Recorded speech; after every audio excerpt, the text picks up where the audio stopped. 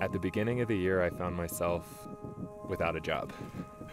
That's the short way to say it. And I was on a birding trip and driving my car through the southern United States. I'd already seen some great birds, or life birds, as we birders call them, new birds that I'd never seen before. And I decided at that time that this was the point in my life that I could do a big year. A week into my journey, I met some other birders that suggested I interview birders along the way and tell their stories and share the stories of birders. I love that idea because many people do big years and the focus is about them. For me, it's not about the record, but it's about my personal growth and becoming a better birder through that process. So I focused on doing a big year that allows me to meet other people and learn about birders and birding through the lens of others instead of telling a story through just my own experience and my own viewpoints. My name is Christian Hagenlocher, and I am the Birding Project.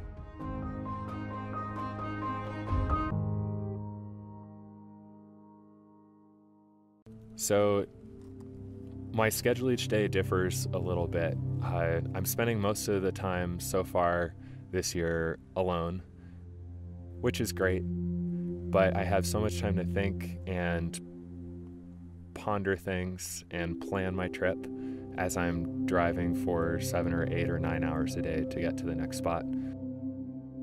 Recently, I've seen some amazing birds, and I never thought that driving into Wyoming in the winter would yield so many cool new species for the year. Just the other day, I saw the American dipper along this high mountain stream in the snow. It was beautiful. And seeing this songbird jump from rock to rock and plunge into the water fearlessly and dive underneath was just such a cool experience. I've seen dippers before, but this was just really a special experience for me.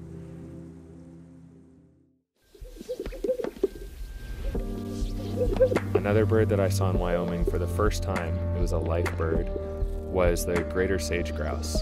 And that was just a fantastic experience. I think that currently that's my favorite bird because I had such a wonderful opportunity to view sage grouse on a lek, which is their mating ground.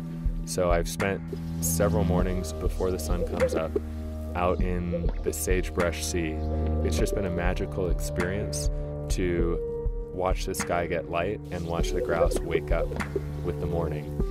And that really makes me happy to not just see things for myself, but be able to share that experience with others and hope that they can appreciate the magic of those moments the same way that I do. Living out of my car has been definitely an interesting experience.